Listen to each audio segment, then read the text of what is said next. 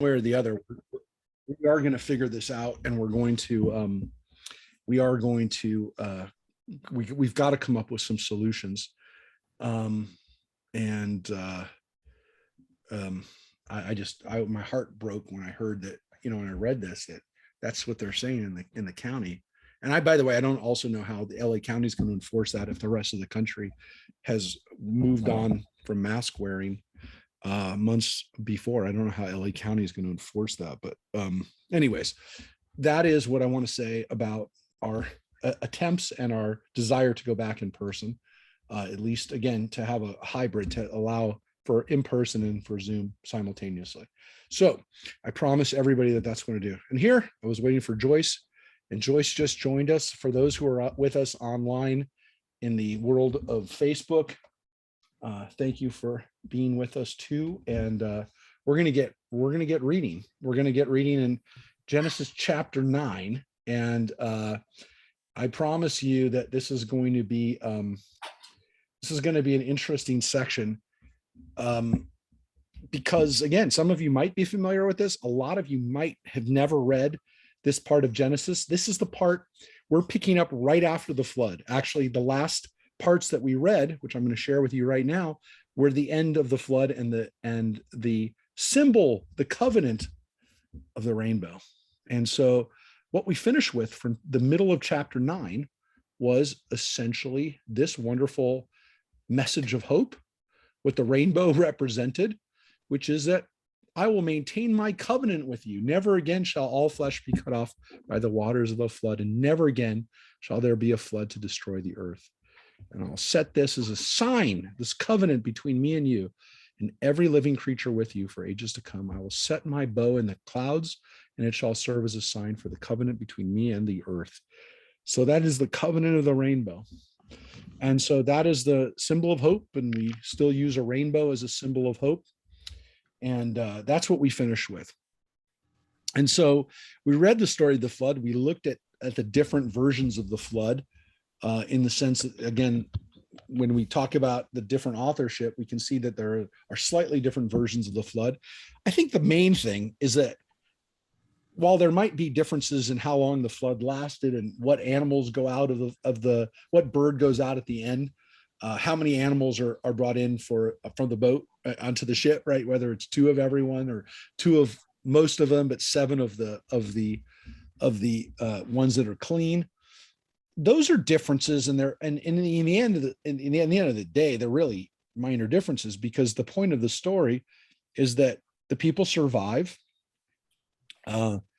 Animals and people now have a slightly different relationship, because as we read, animals are now able to be eaten. Every creature that lives shall be yours to eat. As with the green grasses, I give you all these now too. You must not, however, eat flesh with its lifeblood in it. And so from this, we get the laws of not kashrut, but the laws that are kind of incumbent on everybody, which are what we call the Noahide laws, the laws of humanity. And I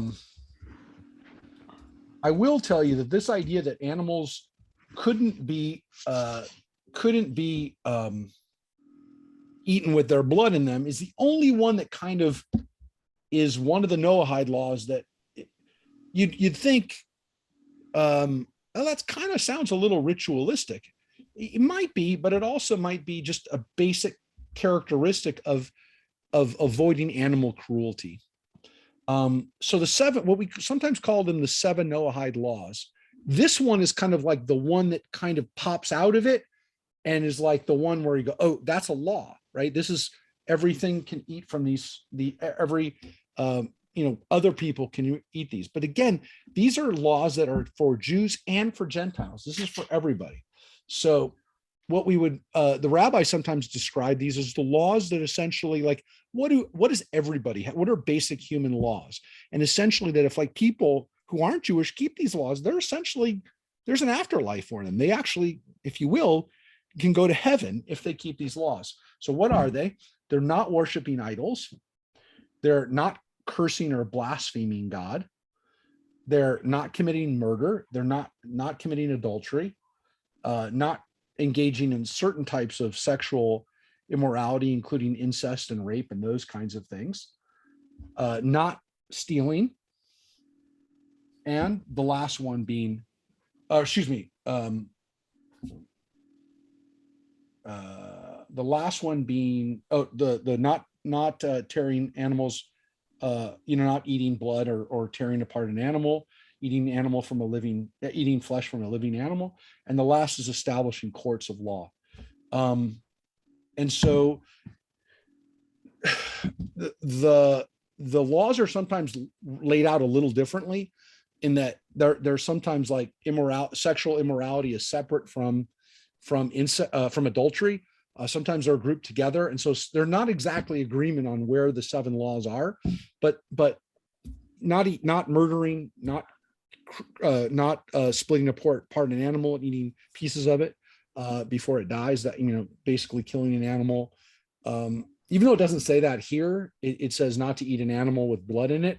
The rabbis interpreted from that also this idea of not cutting off part of an animal and eating it in pieces, piecemeal fashion, and establishing the courts of law, which seems like not necessarily here in these laws, but the rabbis kind of interpreted from this that there needs to be a system of justice that everybody follows. So this one, though, really is clearly here, which is not to eat an animal with blood in it. So the Noahide laws are incumbent on everybody. So they're essentially like everyone has to follow these. There's certain basic laws. Are we the first people to come up with Noahide laws?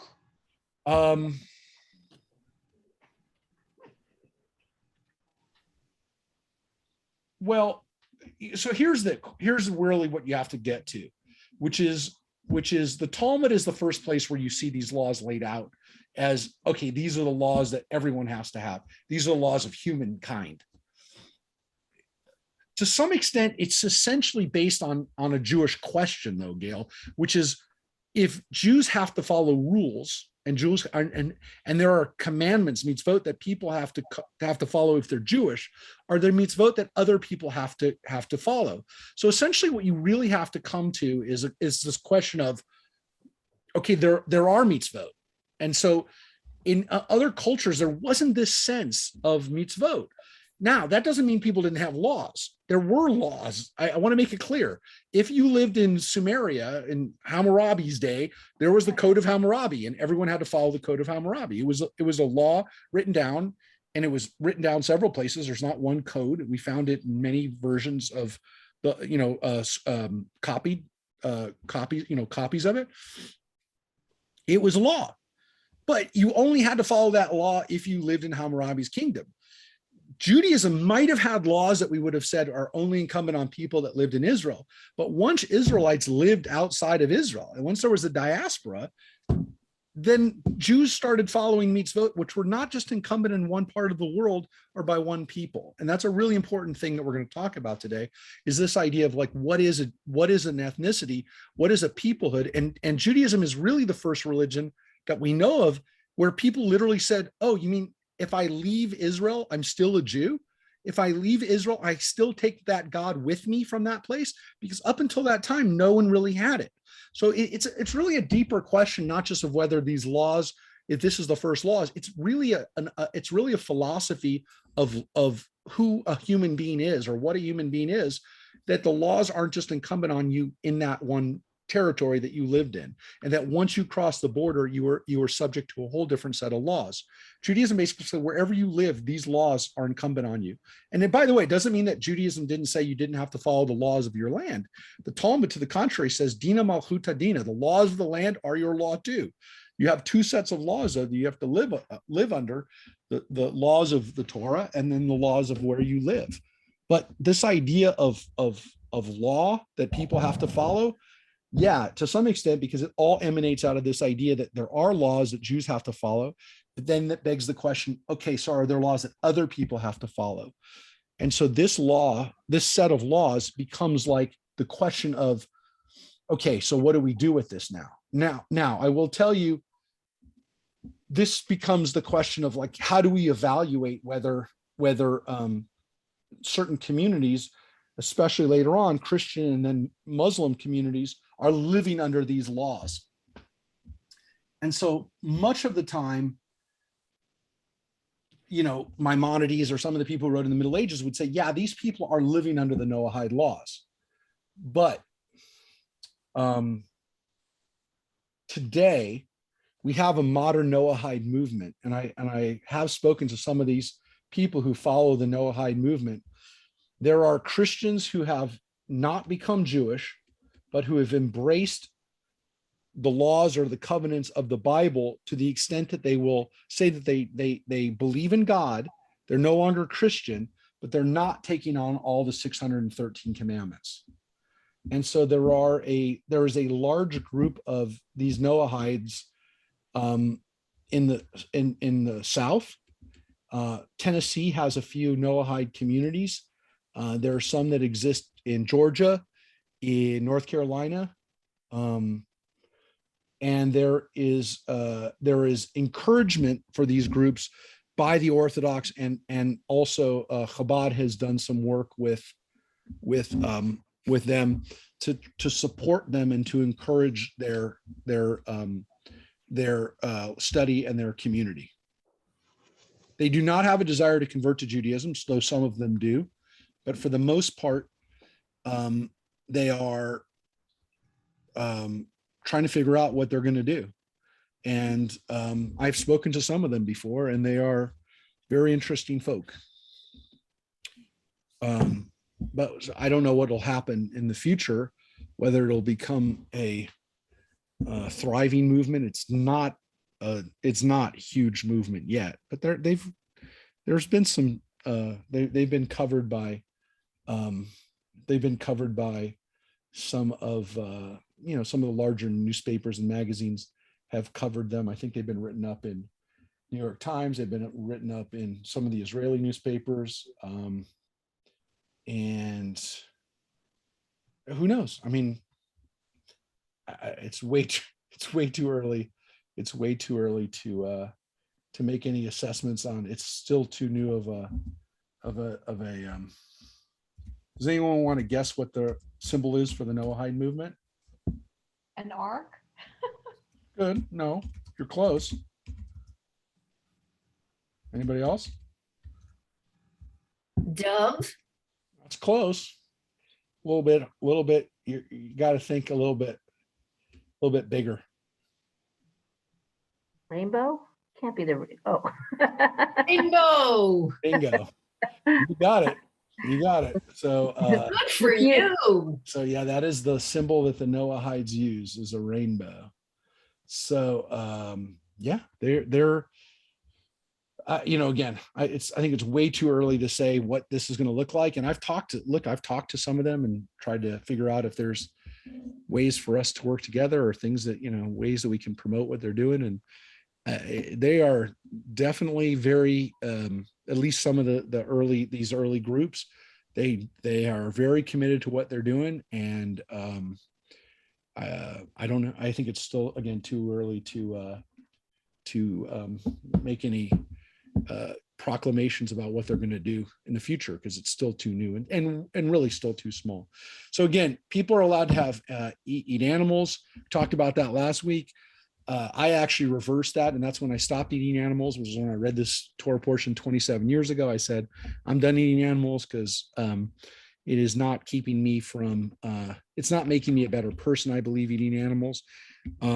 And so there's an interesting question, which is why? So the theory goes that people needed to eat animals. I shared this with you last week, that people needed to eat animals so that they didn't kill other people. Like, this would get rid of their bloodlust. And actually, Richard Friedman has a different theory, which is that what the story is actually telling us is that people are given permission to eat animals after the flood because Noah saved them. And because Noah saved them, all of us as descendants of Noah now have an ownership and ability to eat them because they're ours. I'm not sure I love that understanding, but I definitely get it. And he could be right. I share it with you because it is at least a possibility. So again, rather than thinking of this as, well, which is the way I look at it, which is, okay, well, people have this bloodthirst, at least let them eat a little meat, they'll get it out of their system. He actually says on the contrary, it's so that because we essentially earned it, we saved them and we own them by taking the clean animals in. It really wasn't about sacrificing them, it was about being able to eat them. So there you go. So that's kind of what we left off with. We left off with the rainbow. And I told you today, we finished with verse 17. Today, we see what Noah does in the next verse. The sons of Noah who came out of the ark were Shem, Ham, and Japheth. Ham being the father of Canaan. So right away, the Bible is bringing your attention. The Torah is focusing on Canaan, who is the ancestor of the Canaanites, the people who live in the land of Israel. And then the next line says, these were the sons of Noah, and from these the whole world branched out. So these are the ancestors of humanity. Now, I will tell you that it's more accurate maybe to say that these are the ancestors of these are the ancestors of those who live in the Mediterranean region. This is not necessarily everybody who seems to live in the world today as the ethnicities that we know, but perhaps maybe more efficiently to call them, and I will show you a map right now to say that this is the region of the Mediterranean as it's laid out by the Bible, that if we looked at these sons, let me just show you this kind of map of where they lived. Okay, that's not going to work. Let me show you a map that will let you see this. Okay. Okay. No, that's not the one I was looking for. Hold it. This is a good indicator. Again, people oftentimes want to look at they want to look at maybe that other peoples are included in this, further out there peoples, people that are not maybe we would derive from the story, but these are the people that we are actually going to be reading about. Ham here in the purple, Shem here in the kind of orangish tannish color, and then Japheth here in the green and dark green and light green. So these are the real areas that are mentioned here in the Bible. And we're going to, if other areas have flood stories and they have descendants, how are they included or not included? So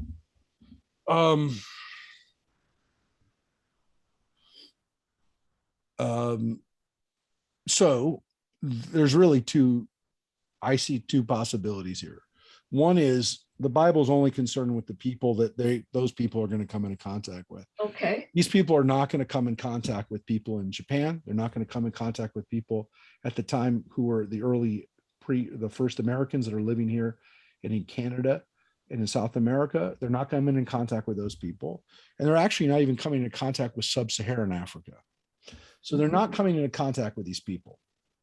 So they're just not concerned with them. Got it. There are other people who will tell you, well, they're included by extension.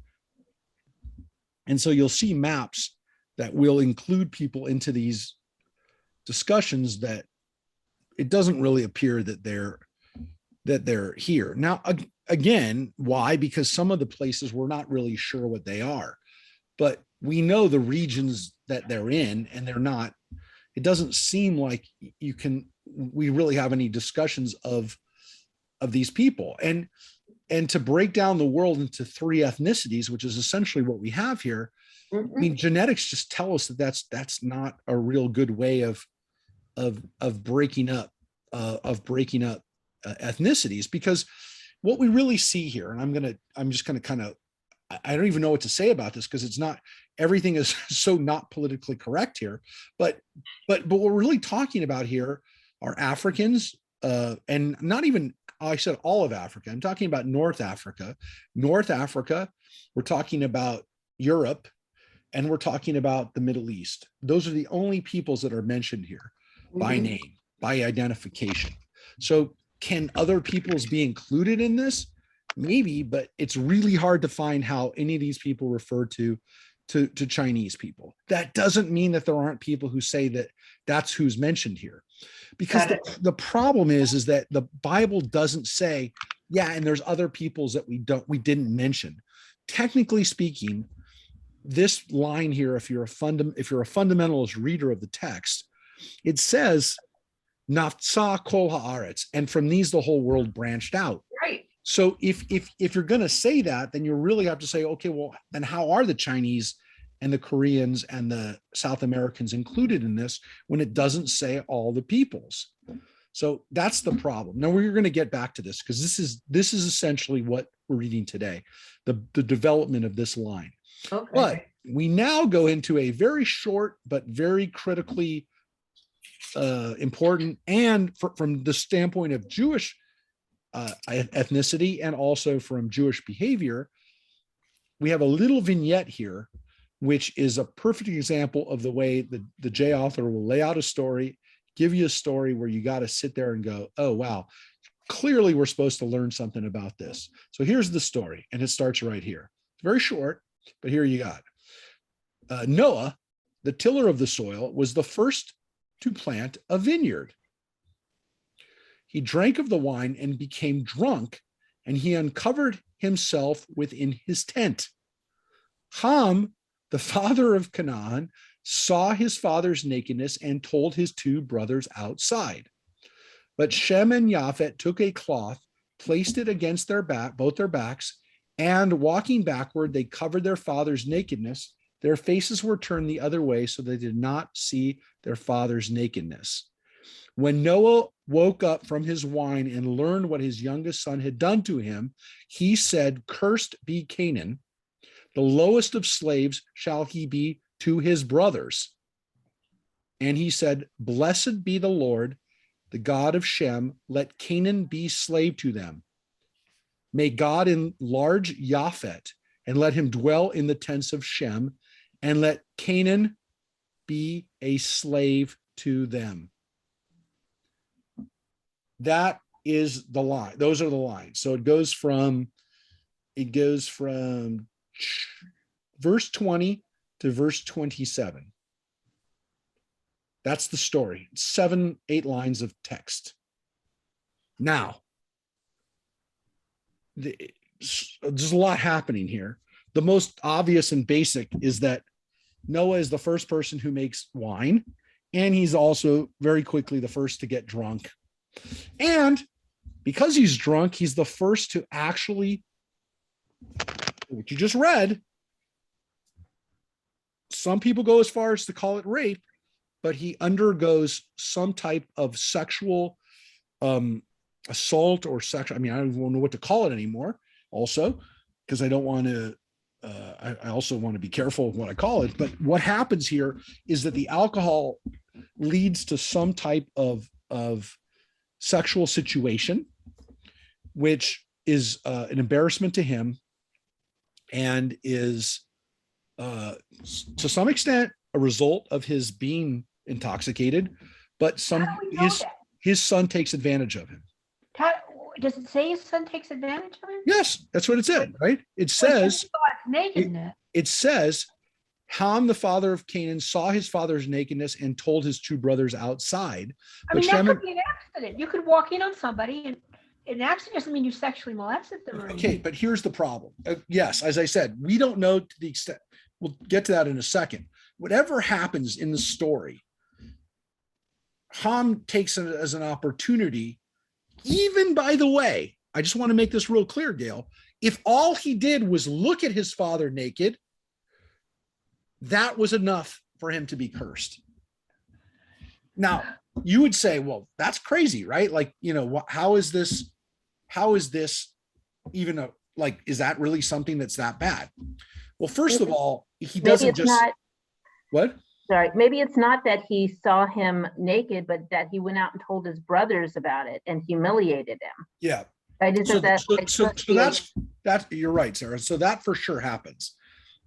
His talking to his two brothers is part of the problem. So he didn't just see his father's nakedness. He says it to humiliate him. Now, for those who know this story, I'm going to now say something that is where some of you have already gone, which is that some people have interpreted this to be a sexual molestation too, that he didn't just see his father's nakedness, but he did something more, because the Torah obviously speaks euphemistically about sex. That's why we have the phrase we've already had, that Adam knew his wife. We already heard that phrase. The word yada, to know, clearly is sexual, and clearly is also, we've already had a context where it's knowing something. It's not just knowing something sexually, it's knowing, having knowledge about it. So the word has already been used for both. Seeing, to see his nakedness could also be more than that. And so it is possible. And again, the tradition on this goes from that he sexually assaulted his father, physically, didn't just look, but touched him, to the extreme that, and again, you're going to say, well, where do you get this from? This is the text. This is the ways that some of this went, that he actually sexually mutilated his father. Now, again, you're going to say, well, that doesn't seem to be the case here. And where would you even get that from, right? Well, the rabbis saw the fact that in the Bible, including other parts of Genesis, which we're about to get to, that alcohol abuse leads to sexual immorality, as we'll have in 10 chapters from now in the story of Lot and his daughters. So a father being raped by his daughters happens in the Bible, in Genesis, in 10 chapters from now. So a father being raped or molested by his son is also well within the bounds of possibility. So that was already there. And where would it even come from is this idea that Ham doesn't want his father to procreate, because God just told them to go out and be fruitful and multiply. And Ham is thinking to himself, oh my gosh, if my dad continues to procreate, then our inheritance, and what's their inheritance? The whole world. If my father goes out and has more kids, if I have more brothers, my third of the world is going to shrink. I get less world. So it's not just a little bit. It's like so there's a motive here for this, that he would have actually rendered his father sexually infertile. That's where we even get to in this. I'm not saying it's there. I'm just saying people have taken it there. Okay. So that's one of the things that we have here, is that's what he did was so bad. So this situation happens. Let's just say it is what the text says it is, which is their father's naked. He's passed out naked, but he's in a humiliating pose even. Okay, that's what it seems like it is. So meanwhile, to prevent anyone else from seeing their father naked, Shem and Japhet purposely walk backwards with the cloth over them so that they don't see their father as they cover him up. So they do a tremendous good deed in covering their father, but not only that, they did it in such a way that they would keep their father's dignity. That's what the Bible says. At the face of it, that's exactly what happens. Now, of course, Noah hears what happens when he wakes up, which is also possible that the other two sons told him what happened, or maybe his wife told him, or we don't know. I mean, there's not a lot of people that could have told him. There's only 8 people running around the planet at this point. And maybe their kids were already born, actually. Some of their kids might have already been born. But let's say that, by the way, but maybe they're there. I mean, this was after the wine had already grown, so maybe there were also some babies that got born. I don't know. The point is, he learns about it. He learns about it. Yeah, well, if any of those things that happen, he knows about it when he wakes up, whether someone said something or not. Maybe, but he has now been told, and what is his response is he curses his son. Now, of course, what's interesting about this is he doesn't curse Ham, he curses Canaan, which doesn't really seem to be fair for, Canaan, that he's the only one who gets cursed. Because shouldn't all of the Hamites be cursed? Well, guess what? Conveniently, the way that this was read for thousands of years is that is exactly what happened. That the curse of Canaan, also known, more usually known as the curse of Ham, everybody who's black from Africa gets cursed.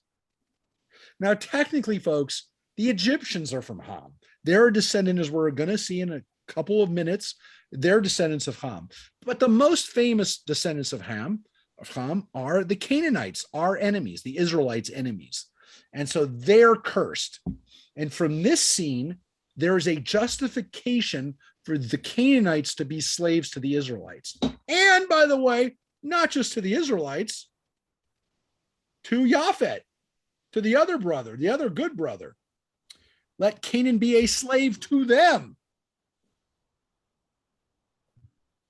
It says it 2 times. God of Shem, let Canaan be a slave to them. Let Canaan be a slave to them. Well, if it had said to Ham, then and that includes Egypt, then you have a real problem later on when Shem becomes slaves to Ham, right? Yes, other than the fact that we were slaves to the Canaanites, and the Bible tells us we're occasionally slaves to the Canaanites. We're reading on our Tuesday morning classes when the Canaanites impose their will over us when we don't get rid of them in some cases, as we're about to read in the story of Deborah. The Canaanites made us vassals and slaves occasionally. And again, maybe it happened more frequently than we'd like to admit. But yeah, it's a problem. It's a problem if you can make the argument that being a slave to an Egyptian it's a reversal, a role reversal, which shouldn't exist. Folks, the bigger problem here is that these 2 lines that we just read, that was the justification for African Americans being slaves 150 years ago in this country.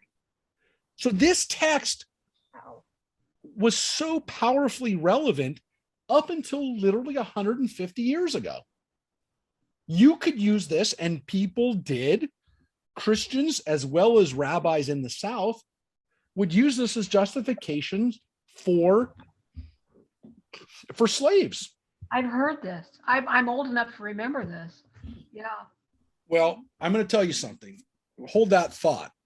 So first of all, you could say to yourself, well, it gives Jews the power to have Canaanite slaves. We see that.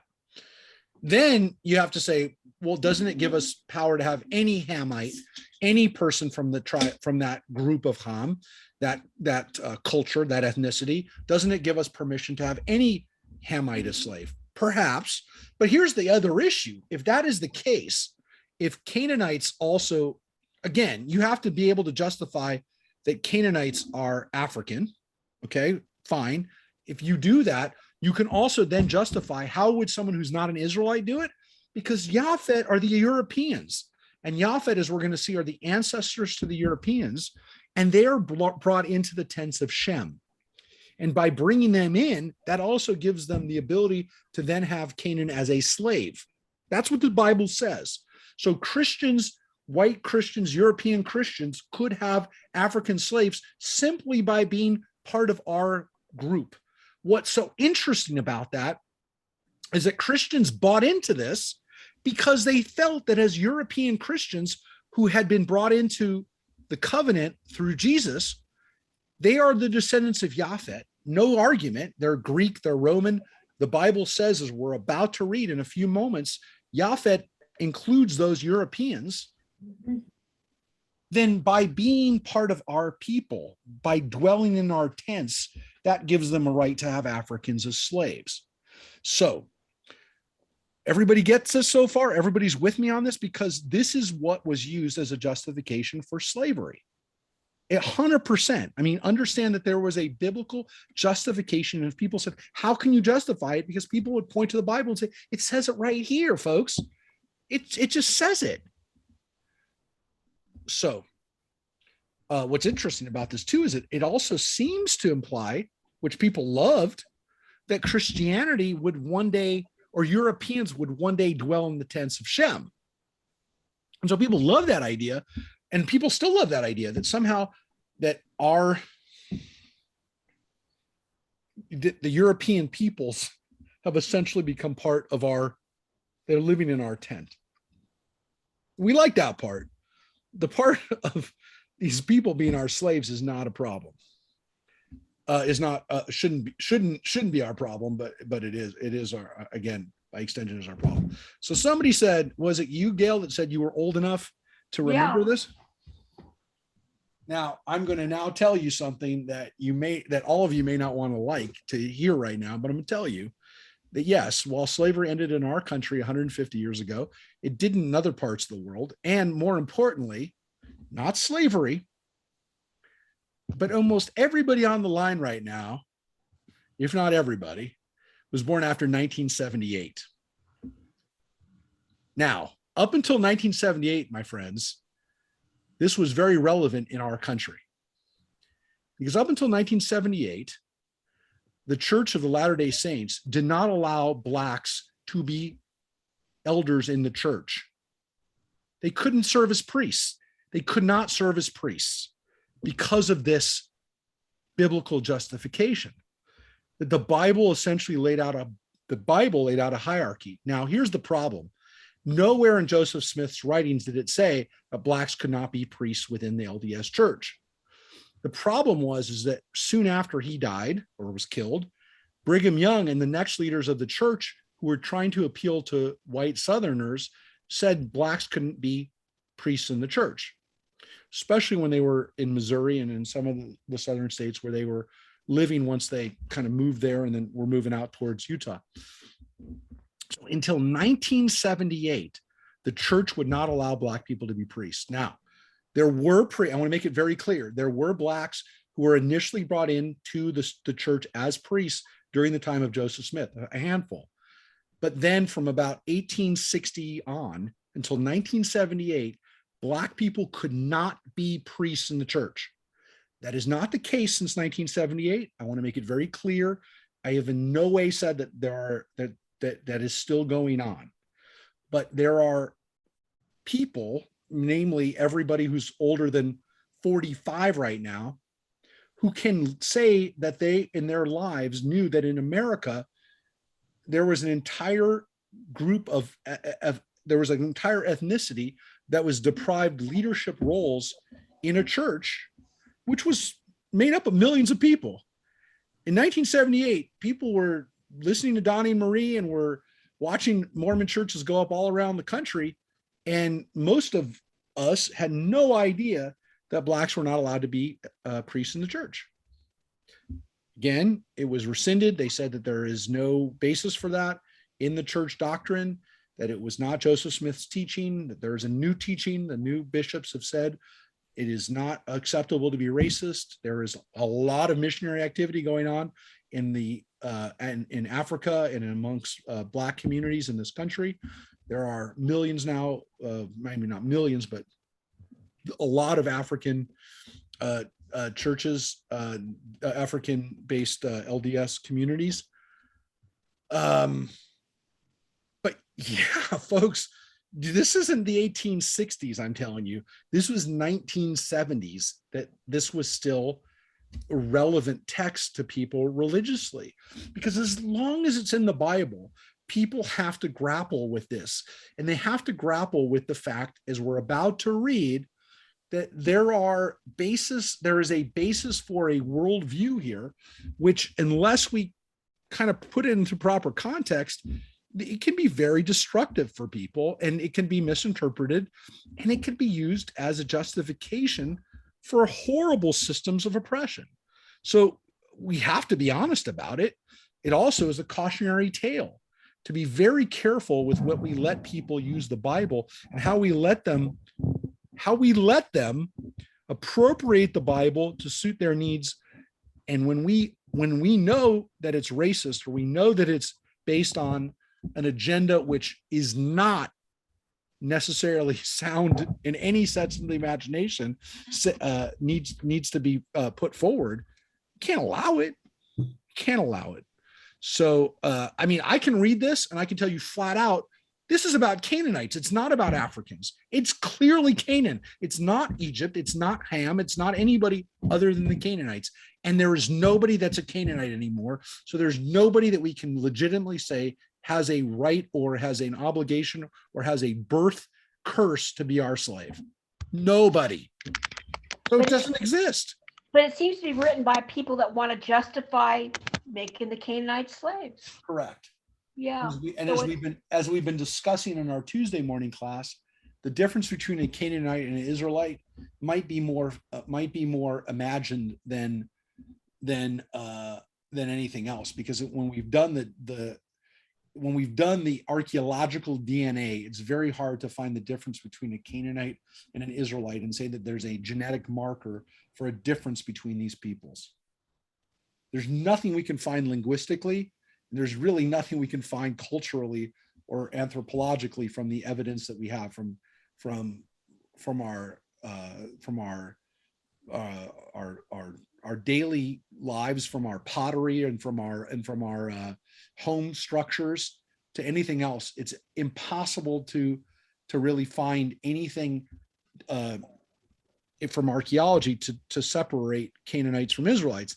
The one thing we can find is Canaanite worship sites, or, as we've said before, Canaanite human sacrifice sites, where we can say that this was a Canaanite site. But other than that, it's very hard to say this is a Canaanite versus an Israelite community in ancient Israel. And again, we're talking about 4,000 years ago. We're talking about 4,000 to 3,000 years ago. We're talking about early Bronze Age, and it's very hard to. It's not like we have tons and tons of sites from this period. It's very ancient. They're very hard to come across. And when we find them in a place like Megiddo or some of the other places in that have largely been undisturbed, we can see some stuff. But I want to make it clear, it's not like we have tons of Canaanite cities that we can find. Rabbi, yeah. Is it also possible in the 350 years Noah lived after the flood that he could have fathered more children? Sure. And we don't hear about them. We don't hear about them, and it is what is assumed? Well, it's assumed that the only kids he had are the ones that the Bible says he had. Okay. Though you can make the argument that he had fathered other kids that we would now say are these other ethnicities. The only problem is that we don't have to find that, because we have genetics that now go back, and we can map out the human origins and find out where if you look at a map which has the genetic imprints and how they spread out across the world, we know where people started. We know where the family started branching out from, and it's not difficult to figure out where the human families branched out from. So look, the writers, the goal of the Bible, as we're about to see, is to explain why people are where they are, why they are different, and to some extent to justify why one group in particular is cursed, which are the Canaanites. It's gone from God being able to curse people to now Noah gets to curse people. And I think that's like an interesting shift. I mean, what gives Noah the right to be able to curse an entire people because something bad happened to him? You know, like it's now he's got the power of God to be able to curse people throughout generations. Well, it's an interesting point you bring up, Sarah, because it doesn't actually say that God stamped the approval on that. I will say that there is also nothing that kind of leads us to believe that that didn't go into effect, namely that a parent, by the way, namely that a parent has the power to do this, by the way, seems to be implied that that a parent, not like that you or I can curse somebody else necessarily, but that a parent can, and a parent can be responsible for um, both reining in the child and also essentially not controlling the child. I mean, You hear that, Mom? I don't want to say that, but I also do want to tell you that you don't have to talk about our own families, because the Bible gives us enough of those families, namely King David, who, as we learn, has problems with his own sons, right? He essentially dooms some of them to death. And this is while Noah might be a mythic story, right? Noah might be, again, written by people who lived, 1,000 years after Noah would have lived, or 1,500 years after Noah would have lived. I want to make it real clear. The stories of David seem to be written by somebody who either lived in the exact same moment and maybe down the hall from David, or written by somebody who lived very close to King David. So those stories, while there are mythic elements to them, like there are whenever you tell a story about a king or somebody who's a bigger than life character, they were reportage. They were written by people who knew what was happening. So the fact that happens, that essentially that a parent does curse their child and there are consequences to it, that isn't a myth. That's for real. So yes, but these do have global, I will say these curses do have global consequences, and not only the global consequences, they're timeless consequences, because again, if people less than 50 years ago, up to 50 years ago are still being denied their rights. Look, I've done a little research about this, and I'll tell you, according to statistics in the last decade, there is still a belief amongst a high percentage within the LDS community that African Americans are still not eligible to be leaders within the church. So I do want to tell you, it may take another generation or two before that's out of people's minds. So it is what it is, and I am not competent or have any desire to comment on that from the standpoint that it's not my issue, and I'm not steeped enough into what's going on in the current LDS community to comment on it. But I will tell you that it's not 50 years ago. It's right now. This still affects. You can't just legislate away. Just, by the way, I just want to make it clear, I'm not picking on the LDS Church, because the Catholic Church stripped away most of the anti-Semitic, or really all the anti-Semitic liturgy. And it's still going to take a generation or two for many Catholics who were not raised in that at some point to say, "Oh, I didn't know there was ever a time that talked about the infernal Jew, or the condemnation for all times of the Jewish people." I mean, it'll take another generation or two for some of the Catholic anti-Semitism that was part of the liturgy to finally be out. So it's not just that. Well, and it's not like America's made reparations for slavery in this country either. Well, again, there's a bigger issue though, Sarah, which is it's not just a matter of generational responsibility. There's an issue of if you've been steeped in racism or anti-Semitism or any of these types of hatreds, it's very hard, even if you live in a world where you're not, it's not encouraged or whatever. It's very hard to ever be free of that if that's the way you're raised. That doesn't mean people don't change. I don't want to say that, but we are affected by our parents and our community and what types of prejudice we've been steeped in. And again, there are Jews who still, you can never convince them that there are Gentiles that don't want to kill them. And so you're not going to get rid of that either overnight. So right, 40 years in the desert, being free people before you're done feeling like slaves in Egypt, right? Yeah. And I think that this is part of our legacy, but really we have to make sure the Bible isn't used as a justification to hate people who, again, there is no justification. There's no need for us to do that. And as we get into Noah, it says he lived, the last words are, he lived after the flood 350 years, and all the days of his life came to 950 years, and he died, which is a huge amount of time. It's we're at the rate of 930 years for Adam. We're at 969 for Methuselah, and this is pretty close. I mean, he's way up there for the maximum amount of time you could possibly live. And that's the end of that text. And then we get to the Ele Toldot. We get to another one of these phrases with these are the generations, or these are the lines, which are, again, usually an indication that we're going to have a list of a genealogy list. Now, usually genealogy lists are fairly dry, and it's a who begot who, and et cetera. What's so important about this, folks, is that this is the map. This is the map that I showed you, and I'll show you again after we read this list. This is the list, not of kids, not of people, not of individuals, but of peoples, of nationalities. This is the line of humanity. And so what it says is this is the lines of Shem, Ham, and Japhet, the sons of Noah, sons that were born to them after the flood. So these are the sons of Noah's sons, his grandsons. Now, again, here the order is given Shem, Ham, and Japhet. We just read that Ham was the youngest son, and here we're reading that he is the middle son. So again, not without spending a lot of time on this, could be the hand of a different author. It's not really the point, because now we're going to get a different order, which is also maybe an indicator that there's a lot of stuff going on here with the orders, or being lists that are being put together from different sources. Because here, Shem, Ham, and Japhet are the way that we just had it laid out. It starts with, these are the descendants of Japhet: Gomer, Magog, Madai, Yavan, Tubal, Meshech, and Tiras. Now,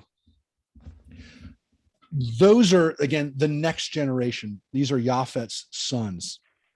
And again, these are interesting and important people. I'm not going to point out everybody, because there's going to be 70 people that we're going to read, 70 names. But I do want to point out a couple important ones here in this first list. One of them is really important, is Yavan. And why is this important? These are the Ionians. These are the Greeks, the early Greeks, the Ionians. And so Yavan is still the word we use for Greek in Hebrew. When we talk about the Yavanim, we're talking about the Greeks, the Ionians. It is very clear that the word is Ionian. We see it listed. We see it here. It's one of the most important of the ancient peoples, because, again, they end up having a pretty good run, the Greeks, and have a fairly large influence on the world. The Greeks, we still live under the influence of the Hellenistic culture. The Greeks spreading a lot of their institutions and their methods and their philosophies and their writings to the Romans, and then again passing it on to us. So the Greeks are very important as descendants of Japhet. These other people are also European, primarily, again, what we call Southern Europe, the Mediterranean area. We're not sure where all of these areas are. We're really not. I mean, we kind of can place some of them. One of the other important ones here that mentioned is Magog. Magog is mentioned later on in the book of Ezekiel, and later on in the rabbinic writings. Magog is the area from where one of the great disasters will come in the future, will be invaded by Magog. Some people feel that this is Magog is Russia.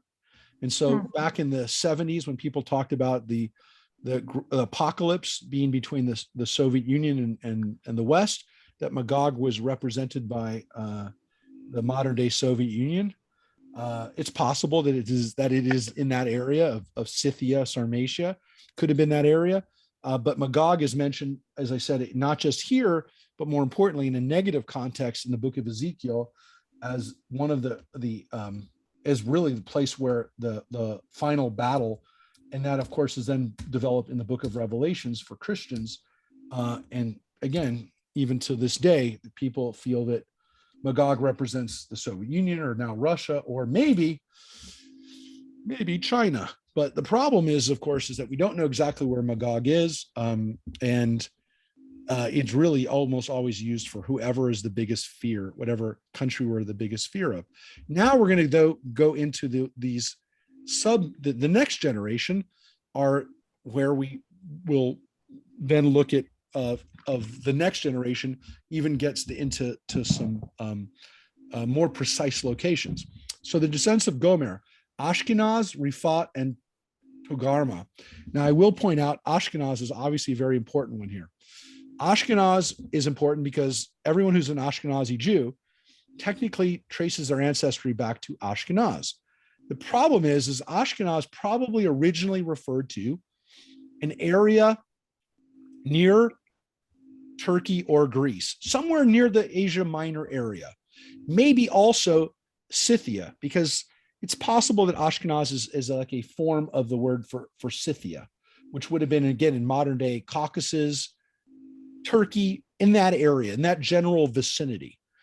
The problem is it's north, like Magog and some of these other places, it's north of Israel, and we really don't know where it is.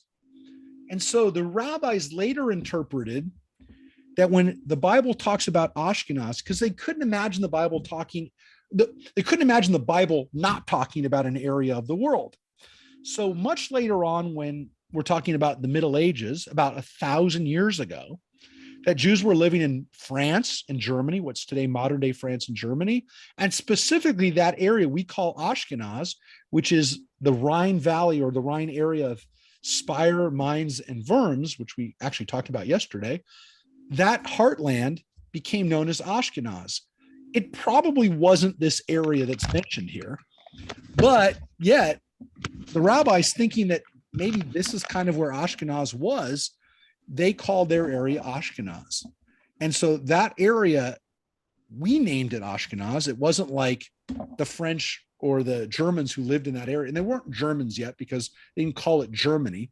But that area, those areas that were at some points part of the Holy Roman Empire or part of France or part of Francia or whatever you want to call it, those areas those areas were inhabited by large groups of Jews that are our ancestors, and that about 90% of American Jews can trace their ancestry back to Ashkenaz. Those Jews left Ashkenaz. They left that area of Germany during the Crusades and immediately after in the 1100s. And they started moving to Poland and to Russia and into Belarusia, into that area we call the Pale. We didn't call it, the Russians called it the Pale of Settlement. Those areas that we moved to, we essentially moved there because the Poles let us go there. They encouraged us. The Poles wanted the Jews to move there. And in Lithuania, that whole stretch of land, that's where the Ashkenazi Jews moved. So they first lived in France, Germany area, and then they moved to Poland, and we lived there for most of the last 1,000 years. So the Jews lived in that area of Ashkenaz. About 1100s, when the Crusades were kind of at their height, the anti-Semitism in that area became very pronounced. They started moving, and then over the next couple hundred years, it wasn't all at once. It wasn't like the Jews were all forced out of Germany and moved to Poland. They moved gradually, and eventually they found this heartland of life in Poland. So the interesting thing is most of that history of Ashkenazi Jews for the last 1,000 years, where we lived in Poland and developed, Yiddish culture.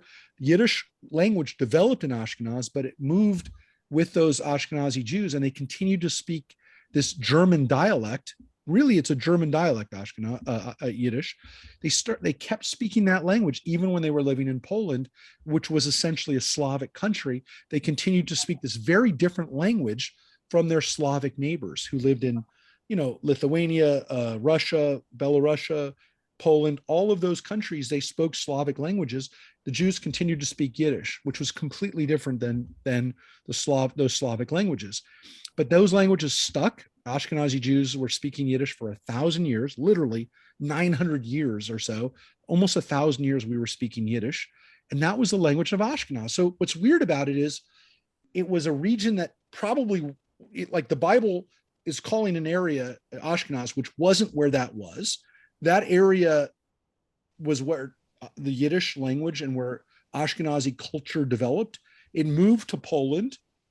And for most of the last 1,000 years, those Ashkenazi Jews lived in that area, spoke Yiddish, called themselves Ashkenazi, and were really not from Ashkenaz, really weren't even in Germany for most of the time, and were living in that area. So the whole concept of what is an Ashkenazi Jew is very real, but the names and the things that we think about it are really not. They're different. They're much different than what we really think.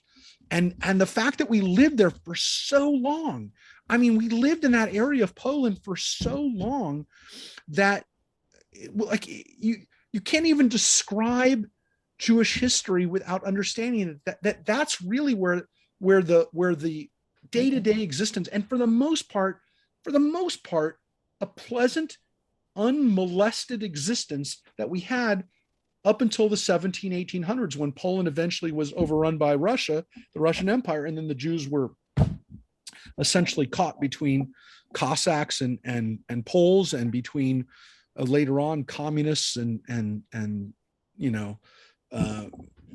I mean, what can you say? And then eventually murdered by the Nazis, except for us, those of us whose families were lucky enough to come to the United States and make that great journey in the 1880s to 1920s from Poland and Russia and from Belarus and from Ukraine, and making that journey to, very important to say Ukraine, because that whole pale from Lithuania down to Ukraine was where these Ashkenazi Jews lived. But they came from, obviously originally from Israel, moved during the Roman period up into the France, Germany area, and then moved over to the Polish area. But for most of that time, for at least a half of that time of that last 2,000 years, we're living in Poland. And that under the protection and the fairly stable life for a good chunk of time under Polish protection. So that, to understand, is where we lived in Europe. And for most of our history, most of us who are on this line right now,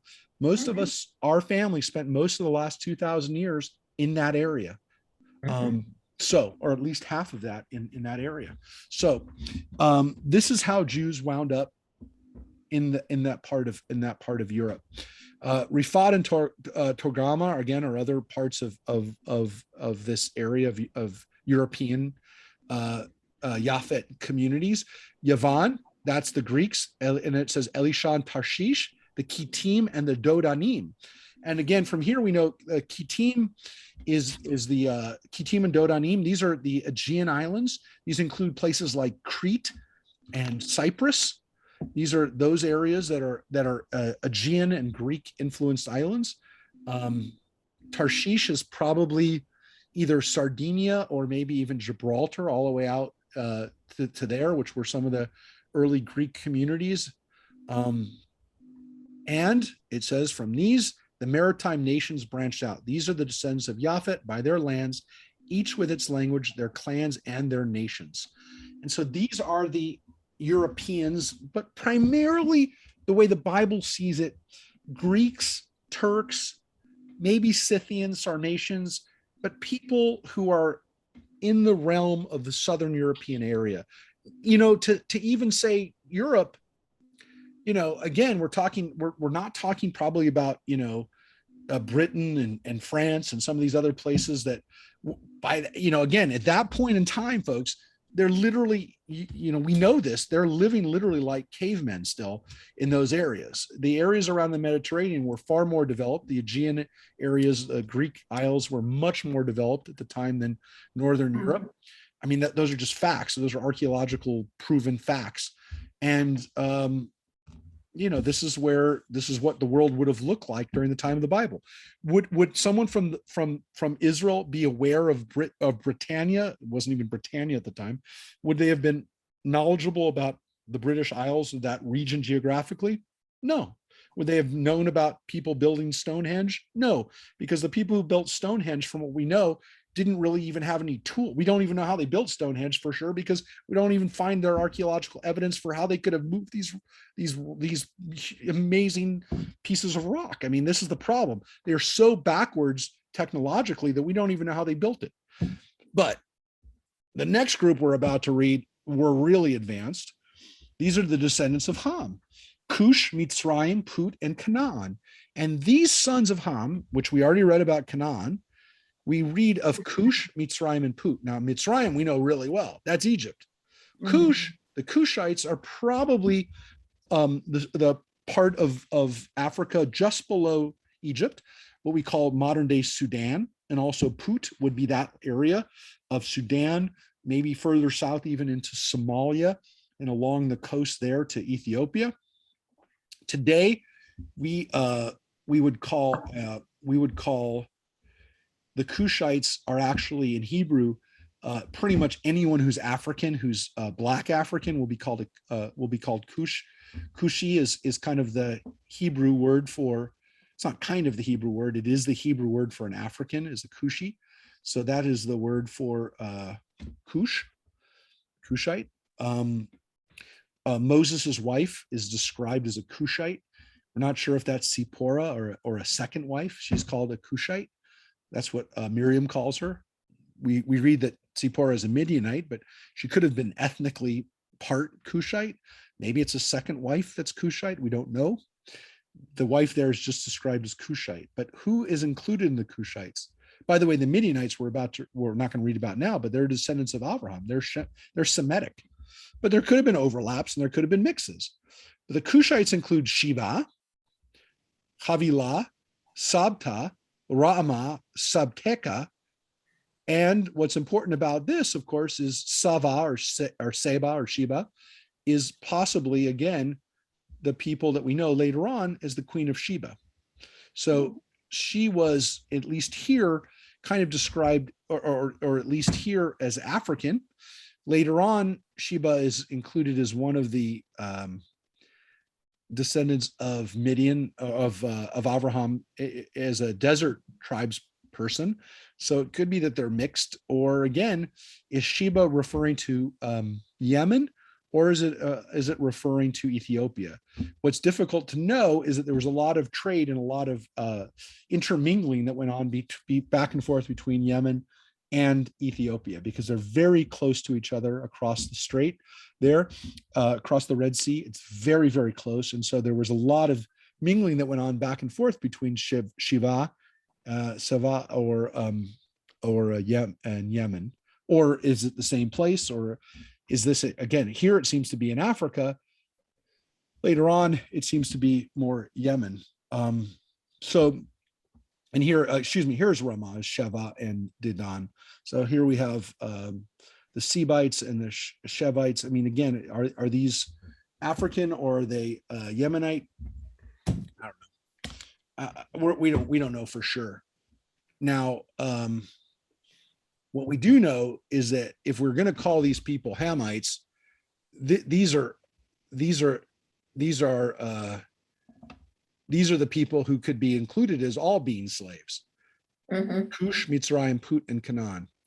It says here, Cush, and here's a little tangent. Cush begot Nimrod, who was the first man of might on the earth. He's a Gibor. He's a hero. He's a man of might. What does it mean? He was a mighty hunter by the grace of the Lord. Hence the saying, like Nimrod, a mighty hunter by the grace of God. The mainstays of his kingdom were Babylon, Erech, Akkad, and Calneh in the land of Shinar. From that land, Ashur went out and built Nineveh, Rehoboth, Ir, and Calah, and Resen between Nineveh and Calah, that is a great city. Now that is the story of Nimrod. The problem is all of these places, Babylonian, Erech, Akkad, these are all Shemite places. These are all Semitic places. These are all places in essentially in Asia. So what happens here is either Nimrod is a guy from Africa who ends up conquering a part of Asia, or Cush actually is in Saudi Arabia or in on the Arabian Peninsula, so that the Cushites might not have been in Africa. So not everybody who's a Hamite is necessarily in Africa, which again, we know because the Canaanites are not in Africa, they're in the land of Israel. So it could be that we have a little bit of an overlap here between not necessarily just saying that geographically everyone who's a Hamite is an African. But it is interesting, as I said, because in Israel today, a Cushite is clearly someone who's African. But Nimrod is considered to be this great mighty hunter. Now, this is all it says about Nimrod. But the rabbis interpret from this that he's not a good person, that Nimrod is actually one of the ancient villains. And when we talk about ancient villains, we're talking about a couple of people. We're talking about Cain, who's clearly not a good guy, and we're talking about Nimrod, who's also not a bad guy. He doesn't seem to be a great person because he seems to be a conqueror and he seems to be a hunter. Now, from this, the rabbis interpret that he didn't just hunt animals, he hunted people. Now, where do you even have this power from? Well, the rabbis interpret some great legends about Nimrod, that he is the ancestor, because he's, the first great military leader. He's the ancestor of every villainous conqueror. Like, if you want to talk about who he's, and by the way, sometimes it's not just that he's the ancestor of these people. The reason that we read about him being in Babylonia is because he's the ancestor, or maybe even an incarnation, a later incarnation of him, or a later, he just doesn't die, is that Nebuchadnezzar is maybe even an iteration, if you will, of Nimrod. But they really, really don't like Nimrod. And where does he get his power from? Well, according to the Midrash, according to the legend, he's got Adam's special garment made by God, indestructible, gives you special powers. And Nimrod had this Adam cape, if you will. He had this Adam protection, which made him impervious from any type of weapon. So he could not be killed by a man or by an animal. And so nothing could stop him. And so he's almost like the first great arch villain. Like, in the superhero movies, you have to have a really good villain. He is that villain. And so we have this whole legend that's built up about Nimrod, that he's a bad dude. And he's actually, again, the ancestor of Pharaoh. He's the ancestor of Nebuchadnezzar. He's the ancestor of, bad Caesars. He's the preternatural. He's the villain of villains. And well, the clothing made by God for Adam would explain the by the grace of the Lord comment, right? Because otherwise it would be like, how is he a super villain, but he's a super villain who is blessed by God. Yep. And so how did he get that? Blessing, he's got the clothing. He's got the clothing, exactly. Could he also be Goliath, that David fought? Well, it's interesting because he's not mentioned as one of those guys, but we do read about, about Goliath being a descendant of the Nephilim.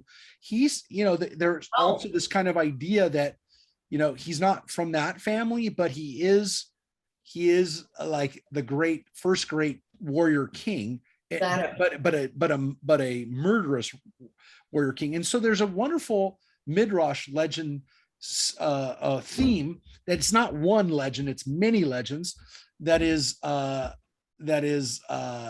built up around the fact that it's Nimrod who actually tries to kill Abraham.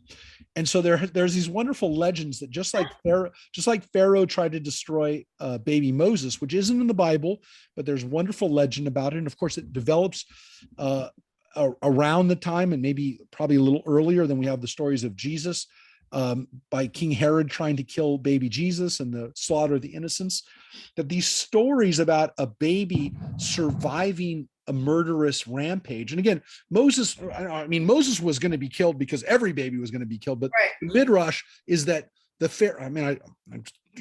all these versions of this are the same thing, which is that the Pharaoh learns from his astrologers that there's going to be a baby born. We got to kill all the babies. And that's the explanation for why he kills the babies. But he sees that there's going to be this baby born. And of course, then you have the further legend of that Moses when the baby comes to him, that this is the baby, when his daughter or his wife brings him the baby, and he's told by the astrologers and the smart guys that this is the baby that's going to take away your power, and he gives him the throne, the gold or the coal, and he touches the coal and burns his mouth. All of these midrashim are based on this idea that there was this king that was going to kill a baby, and the baby survives.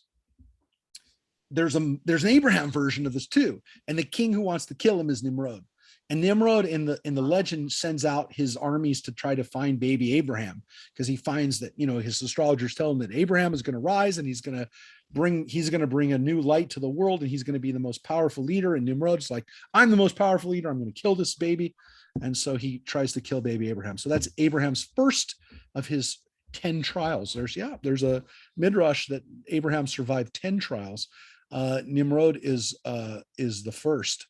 And we have this wonderful, wonderful song that we did at services a couple weeks ago that Rabbi Sol did, Cuando el Rey Nimrod, which is the Ladino version of this midrash, which is that Nimrod is trying to kill baby Abraham, Avraham Avinu. So it is Nimrod. This is where all those legends come from. This is the only lines we have about Nimrod in the Torah, and it is it's been a part of our imagination ever since. The name Nimrod definitely comes from this, but it's not the same. The word Nimrod in English doesn't carry the same kind of fear. Doesn't carry the same kind of fear factor that the original Nimrod had. So again, his use in our more comical literature today is not. We usually use it to mean a stupid person. Isn't it a city too? Yeah, there are cities. More importantly, there are castles named after Nimrod. There's a place called Nimrod's Fortress in northern Israel, which is it's called Kalat Nimrod, Nimrod's palace, which is not. It's not from the ancient period, but yeah, it was. Nimrod becomes legendary in Islamic tradition as well. All the stories of Nimrod captured the imagination of the ancients. That we have this villain. But yeah, Nimrod was. And by the way, I think one of the reasons why it became a joke in America, if you want to know the truth, I think Nimrod becoming a joke is you know where it came from. Actually, this is an example of culture creating new meanings for words. Media. Bugs Bunny calls Elmer Fudd, he calls him a Nimrod. Bugs Bunny, because he's a Nimrod, right? And like he says it about Elmer Fudd, because he's a hunter, but he's a joke, right? So he goes, he's Elmer Fudd's a Nimrod. And that word, out of Bugs Bunny, it became more of a joke, calling someone a Nimrod. I think because of Elmer Fudd. I mean, I think Elmer Fudd, Looney Tunes changed the meaning of the word Nimrod. But it was a very, very popular legend, especially the Abraham, the stories about Abraham. So maybe we'll play Cuando el Rey Nimrod at the end, or give everyone a link to it, because it's a beautiful song. One of the most famous Ladino songs, and that's what the words Cuando el Rey Nimrod come from. Which of course is it's the Ladino, it's the Spanish version of that song, which is, it's about the Inquisition. Well, it kind of takes on that kind of meaning for people who had to leave Spain, because here I'll tell you the lyrics. Cuando el rey Nimrod, when King Nimrod went out to the countryside, he was looking at the heaven and at the stars. He saw a holy light in the Jewish quarter, a sign that Abraham our father was about to be born. Abraham Avinu Padre Querido, Abraham our father, beloved father, blessed father, Padre Bendito, Luz de Israel, the light of Israel. And again, then you have him trying to go out and kill all the babies, which is obviously based on the story of Moses. And that is the kind of the legend of Cuando el Rey Nimrod. So anyways, it's just interesting how these few lines, this diversion into Nimrod becomes part of the legend. But it also, by the way, because he's connected to Babylon, it gets to the next story, the story of Babel. So now Mitzrayim begot the Ludim, the Anamim, the Lechabim, and the Naphtuchim, the Patrushim, the Kasluchim, and the Kaftorim, whence the Philistines came forth. Now, what's so interesting about this is it says that the Egyptians were the ancestors of the Philistines. That's not what the Bible says later on, which is that they come from Kaftor and Kalush, which Kaftor is definitely Cyprus. And these areas are clearly they're not Hamitic, they're Greek. What's interesting though is that in both versions of that, whether the Philistines come out of Mitzrayim or they come out of, and by the way, the Egyptians fought against the Philistines. We have Egyptian records of their battles against the Philistines. And maybe they were vassals. Maybe at some point the writer of this felt that the Philistines might as well be Egyptians, or they're part of the Egyptian empire, if you will. What's interesting is that no matter what, they're not Semitic. The Philistines are either, according to this, Hamitic, or according to the other version, they're Aegean, they're Semites. Yaphites. They're not Semites. Now we get to Canaan. Canaan begot Sidon and his firstborn Het, and the Jebusites and the Amorites and the Girgashites and the Hivites and the Archites and the Sinites, the Arvadites, the Zemarites, and the Hamathites. Afterwards, the Canaanites spread out. The original Canaanite territory extended from Sidon as far as Gerar, near Gaza, and as far as Sodom, Gomorrah, Admah, Zeboim, near Lasha. And so what is telling us is that the Canaanites, and again, why do we have this? Because the Jewish people, the Israelites, live in the Canaanite territory.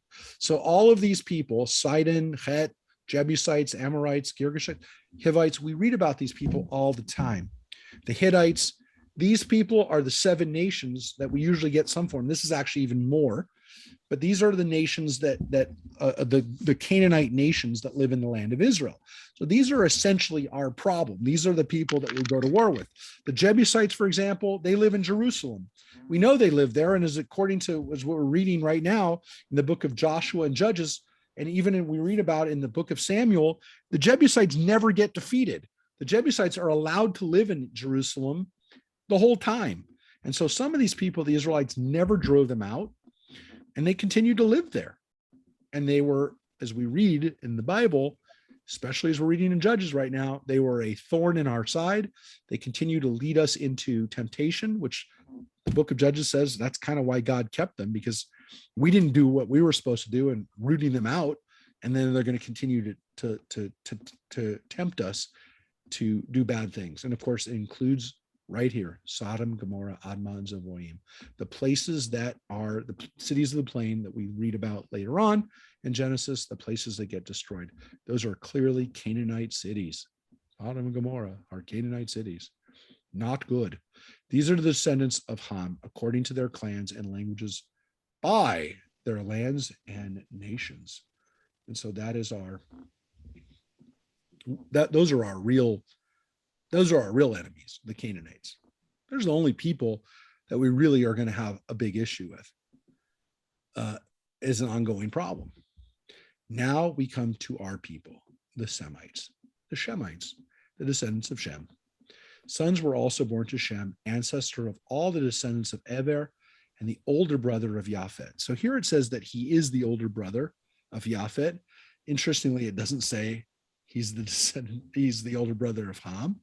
He's the older brother of Japhet, which again seems to be a slight on Ham. And it also, though, says right away that he's an ancestor of all the descendants of Eber, which is important because these are the Ivrim, these are the Hebrews. So right away, it's going to tell us about Eber. We're going to read about him, but right away we get, and so you know, he's our ancestor. And here we go. And Shem and Eber are actually used in the rabbinic language to describe our ancestors that go back to Abraham, but according to tradition, if you do the math, Shem and Eber were still alive when Abraham was born. So they could actually be his teachers, which is what the rabbis like to imagine. That Shem and Eber, that's right, the same Shem who's the descendant of Noah, and his son Eber get to teach Abraham. And by teaching Abraham, they're his connection to Noah.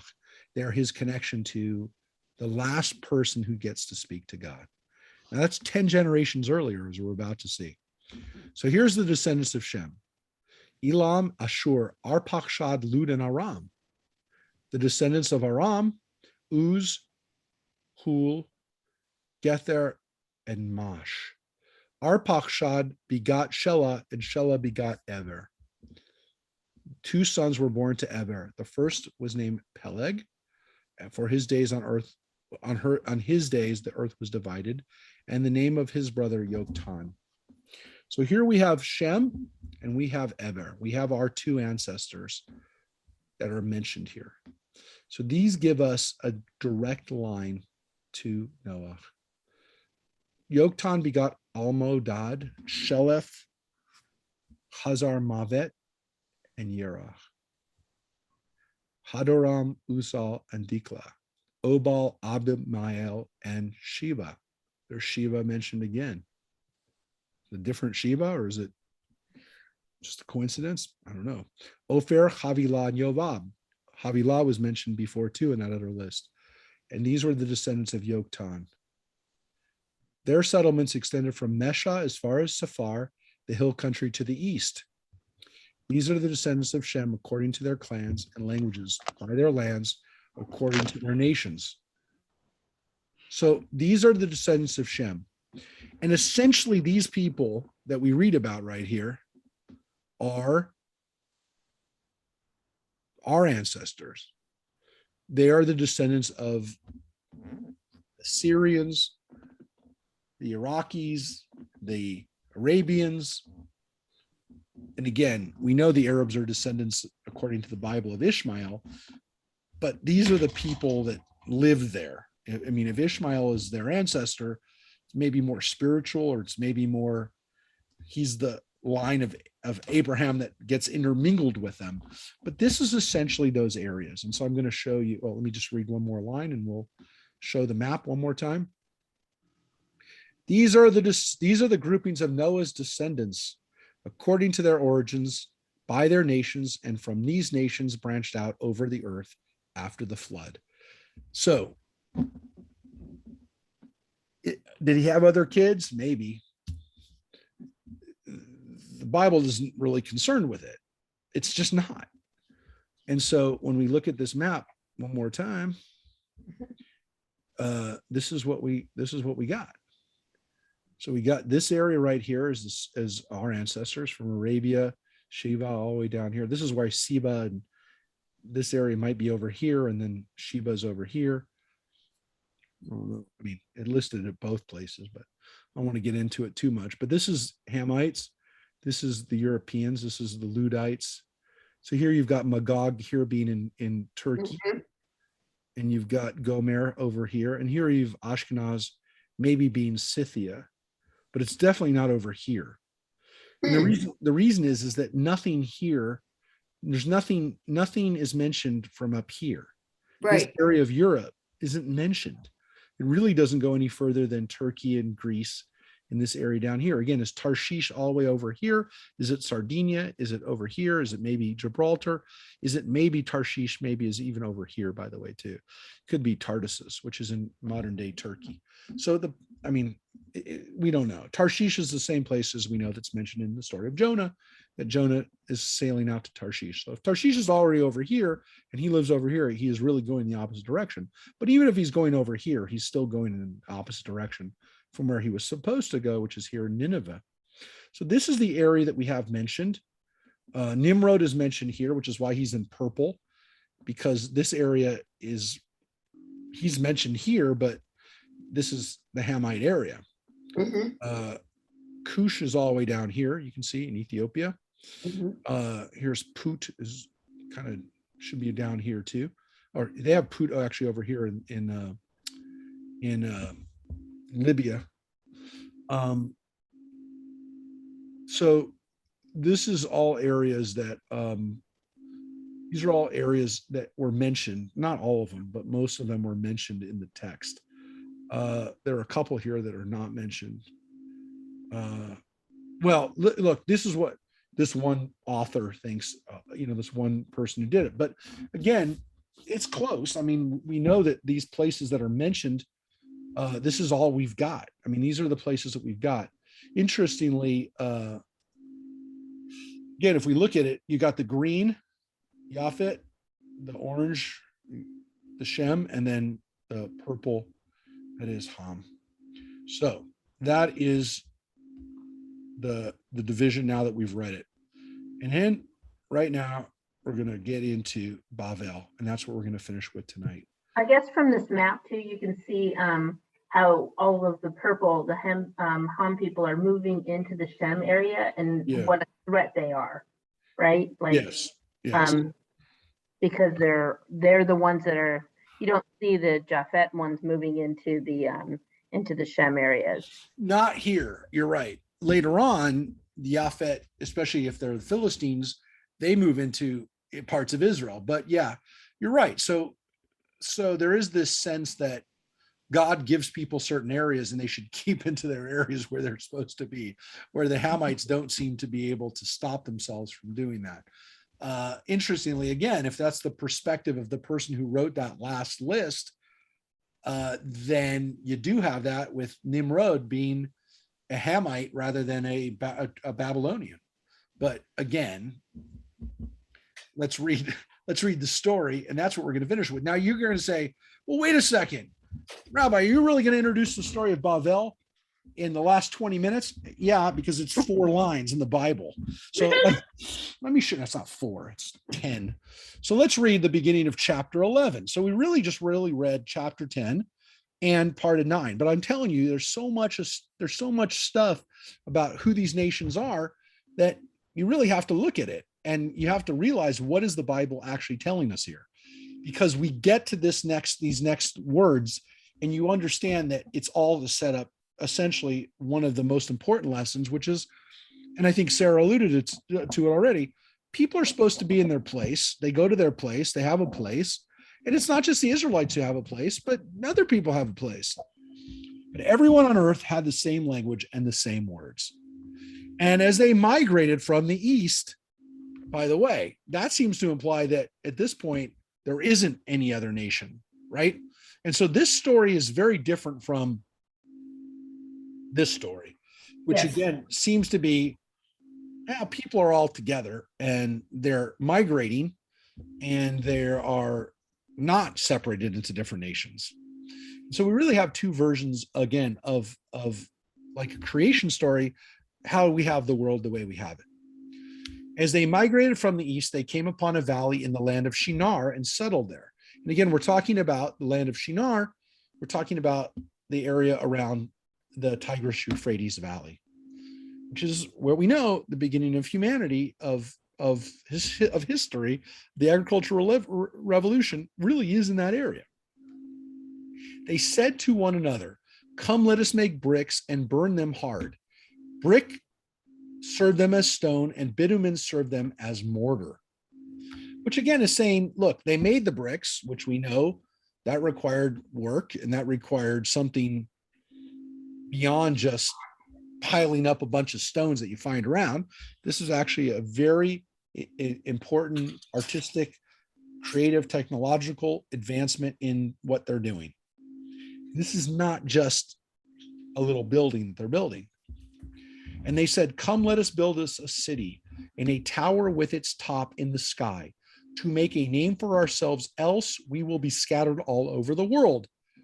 The Lord came down to look at the city and tower that the man had built. And it does say two things, the ear and the migdal, the city and the tower. And the Lord said, if as one people with one language for all, this is how they've begun to act, then nothing that they may propose to do will be out of their reach. Let us go down. Let us then go down and confound their speech so that they shall not understand one another. And the Lord scattered them from there over the face of the earth, and they stopped building the city. And that is why it's called Bavel, because the Lord confounded the speech of the whole earth. And from there, the Lord scattered them over the face of the earth. Now, I will tell you, that's all it says. It's 9 verses.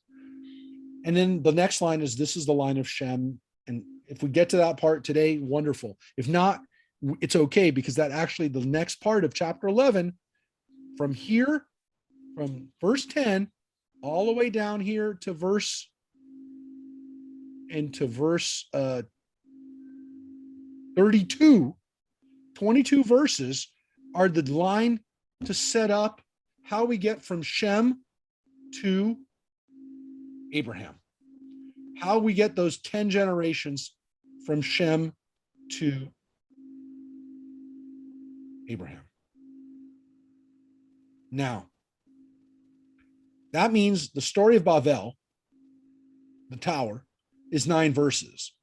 The lineage from Shem to Abraham is, I just told you, it's 23 verses, 22 verses, 23, 22 verses. So the story itself, the narrative, is a fraction of the length of the lineage of literally establishing the genealogy of Abraham. So when we talk about like what's really in the Bible, there is some of these stories that capture the imagination are really, really not that long, but yet they capture the imagination. I mean, there's no doubt. And I'm telling you, it's not just because we love this story of the Tower of Babel, because it's like such a wild explanation for how we got to be the way we got to be. It's a great story. But our ancestors were fascinated by this story. We have found several ancient synagogues in the land of Israel, and many of them, like, what do they have in common? They have a mosaic of the Tower of Babel. They have this picture that the people wanted to see of this story. And what's interesting is the way they depict it in art. And we found some of these synagogues just in the last few years. We found these beautiful mosaics of Bavel. And it seems as though it was a really, really powerful story 2,000 years ago, just as it was 3,000 years ago, just as it is today. Because we still are fascinated by this idea that human beings at one point all had the same language. So rather than have an idea that people develop languages in different places, which, by the way, seems to be at least more plausible based on linguistics and what we know about the development of human language, that people did develop languages in different ways. We have this idea in the Bible that at least some group of people, if not the Semite people or the people who inhabited that area, all at one point had the same language. And what happens when they have the same language is that they're all unified. They're all doing the same thing. And what do when they decide that they're going to work together? Is they decide to build a city. And what is the point of the city? It is to make a name for ourselves, else we'll be scattered all over the world. Now, God doesn't like this. I mean, clearly God doesn't like it. It says God came down to the city and said, if they're doing this together, then nothing that they may propose to do will be out of their reach. And then, of course, we have a let us go down and confound their speech so that they will not understand everybody's speech. Now, look, why is God worried about what we're doing here? On the face of it, it seems to be simply the fact that what we're doing is we are trying to make a name for ourselves. And we want to go into the sky. Now, it doesn't take, that's not a far step for the rabbis to say that we were trying to make ourselves into a god. We were trying to make ourselves gods. That we're trying to literally ascend to the heavens. Now, obviously, that's us getting out of our place. It's that rather than spreading out, which God told us to do, we're trying to spread up. And what we're really doing is trying to go. We're trying to go vertical rather than horizontally, and we're putting our energies into the wrong direction, if you will. And by going to the heavens, and again, this is not like my modern interpretation of it. This is the ancient interpretation of it, that what they were trying to do is become like God. They were trying to put their energy not into being humans, but into being gods. And what was interesting about it is that the rabbis went so far as to interpret from this. And what's interesting about it is this is in the art, this is in the mosaics, is that the people, as they were building the tower, that they gave up their humanity in order to build this tower, such to the effect, as we have in the Midrash, and it's in the art, that the people killed each other, it killed human beings to build the tower. And so when they ran out of bricks, they ground up people and put the people's bones into the building, because all they cared about was building the tower. And so they literally killed people as they were building the tower. There's some midrashim that they would make the bricks, and the people would fall into the brick, and then they would do it. In some cases, they literally put people into they ground up people and put them into the tower. Whatever is happening here, folks, it's so bad because the people have now given up their humanity and only trying to be like God, and they're literally destroying human beings in their quest to be like this. And so God is not happy with what is happening. Again, it seems to be another one of those reaches, like eating from the tree of knowledge of good and evil, where human beings are not in their place. And just as peoples are supposed to be in their places and different nations are supposed to be in their places, human beings are supposed to be in a place. And one of those places, folks, is not in the heavens. That is not our place. And again, it's not that we're not supposed to go up into the sky or to another planet, but that we're not supposed to be in God's territory. And what they were doing was being in God's territory. Can it also be, it's this whole idea of getting away from the cities, like Cain and there's no question that this is a repudiation of the city life, because it isn't just a tower, it's a city. Now, again, it's the tower, the Migdal is what's going up to the heavens, and people, have pointed to the archaeological evidence for the ziggurats around Babylonia, which show that these people did this. They actually built these kinds of structures to be in the heavens. It's interesting that the Israelite interpretation of those buildings, and again, I mean, did they see the pyramids the same way? We don't know, but because it doesn't say that this is what they had in Egypt, and those are even older. But it seems to be that they understood that maybe that the pyramids were the domain of the pharaohs that were buried there, whereas the ziggurats, the intentionality for them was to get to the heavens, was for people to actually be into heaven, which in the Israelite mind was not where we were supposed to be. That our world was our world, and that God's world was not a place where we were supposed to get to. So it's almost, again, it's definitely a repudiation of city life, and the fact that human beings, the life of a human isn't worth as much in the city.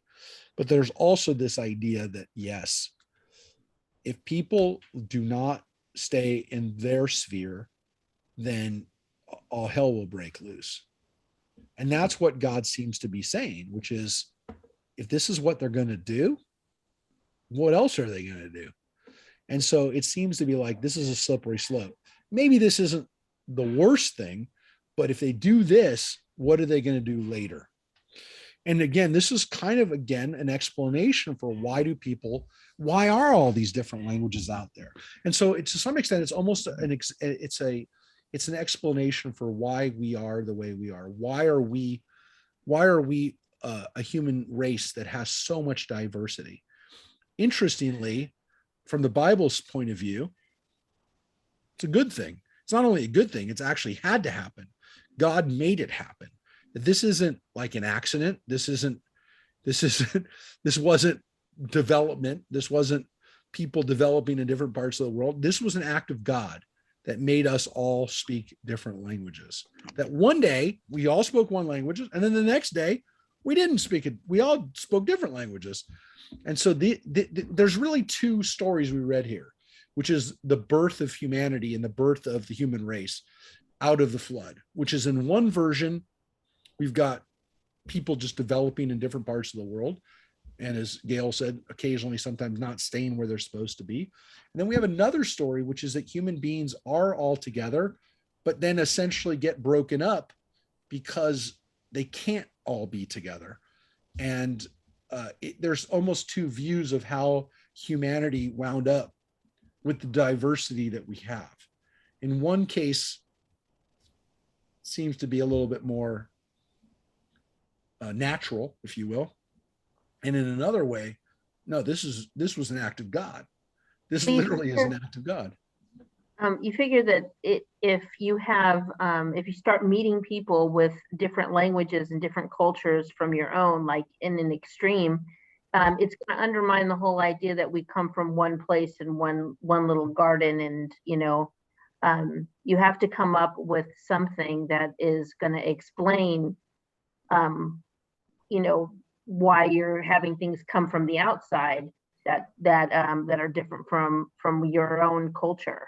Because I imagine that all of these cultures that come out of, if they're all coming out of like Shem, Ham, and Japhet, they're not all that different. But then suddenly you get somebody from like, I don't know, Vikings or whatever, and they're totally different. And I wonder too if there's also here a fear of technology.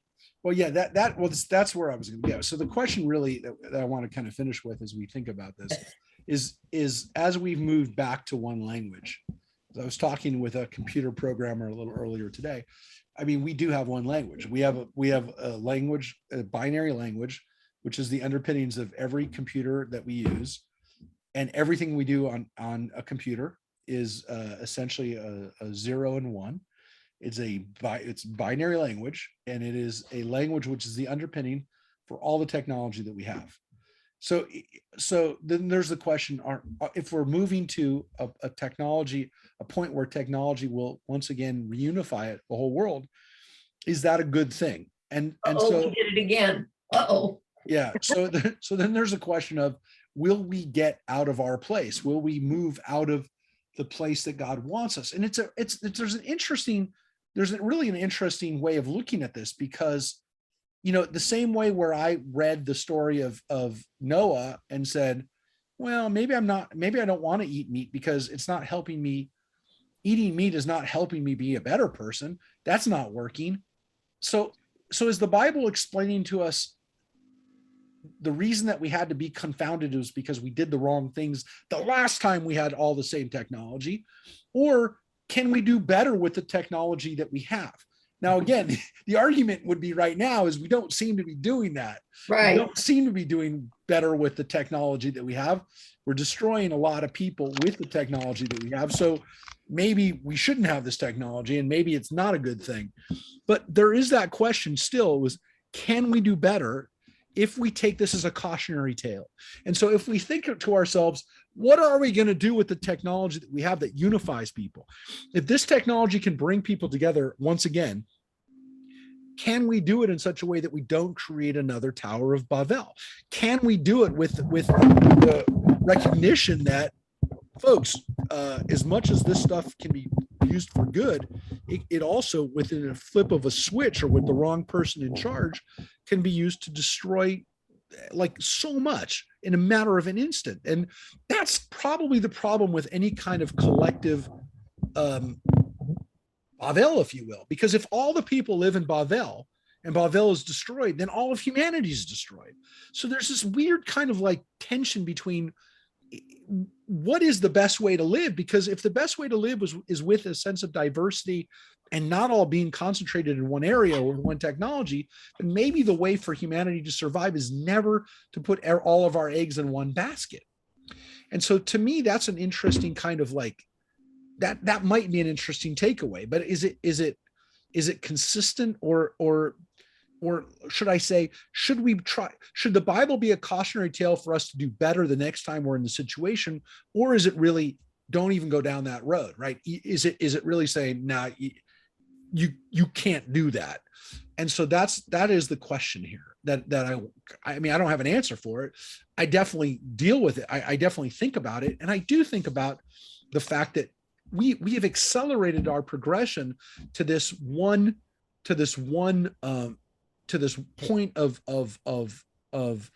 this focal point, this point of some people call it a moment of singularity, where all knowledge and where everything comes in, becomes one thing again, whether eventually every human being is wired together and all these kinds of things. The things that we talk about, that are within our potential now, essentially, like if you created a consciousness that allowed every human being to connect to a single consciousness, if that consciousness gets shut down, doesn't everybody get shut down in that moment?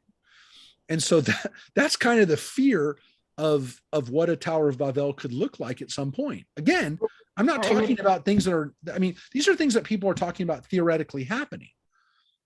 And if you have no diversity, then you all become sheep. Nobody's questioning whether or not we're going the right direction. You have to have, it's essential for us to have diversity. It's the Adam and Eve thing. You have to have somebody who's in opposition to you as a helper. Yeah. And although I mean, they didn't do so good in the garden, but no, but there is that sense of, that if we're all doing the same thing, are we doomed if we all do the same thing? And this is the thing that, again, I think the Bible really leaves us with this amazing thought that comes out of these few verses. I mean, literally 9 verses, which are, is humanity, are we doomed to repeat the same mistakes? Can we learn from these mistakes? Can we learn from the last times that we did these things? And this idea that exists in the Bible, which is different than all the other mythologies and all these other stories, where it's simply everybody who lived in the ancient world had a better understanding of what they were supposed to do. And we're all much better and much stronger and much older and lived a long life and we're closer to God than we are. Or did these people essentially screw up so big that God almost had to, like, as we read in the flood story, have to start again? Or here in the story of Tower of Babel, have to make everybody go off in a different direction. And so this is what, I do want to kind of, leave you with, is that the Bible doesn't necessarily say everything was better in the ancient world, that there were mistakes that were made and that we're kind of living because otherwise this whole project, the human project, doesn't work, that God had to realign stuff. Because again, this story, like the flood story, seems to be leaving us with the idea that God looks at what's happening and says, I got to do something here. I mean, that's what God says. I look at the people and I got to do something because this is not working, which again seems to imply that God had to fix stuff. It wasn't perfect when it was first created. And that's a different view than what some people in the ancient world had, and what even some people would like to say is the way history or the Bible should teach us, which is that no, people in the ancient world did screw up, and they had to get punished, and they had to get taught lessons, and they had to really deal with some big problems. And it wasn't all peaches and cream. So I do want to put it out there that this is a difference from ancient myth. It's different from other things that even people, as I said, would like to teach today. And it seems to imply that God had to fix things that were not working out the way that God maybe envisioned them to happen. And we're the products of that. We're the products of God tinkering with some of the stuff the way it was originally developing. So with that, I'm going to Continued. I'm going to let everybody know that hope is on the way, because we will be reading about the birth of Abraham next week, and we will have a chance to read about again the way our Bible says things were not really going well it wasn't going well for us at this point, which is why we need to hear as we go out. Cuando el Rey Nimrod. Here we go. Play this version.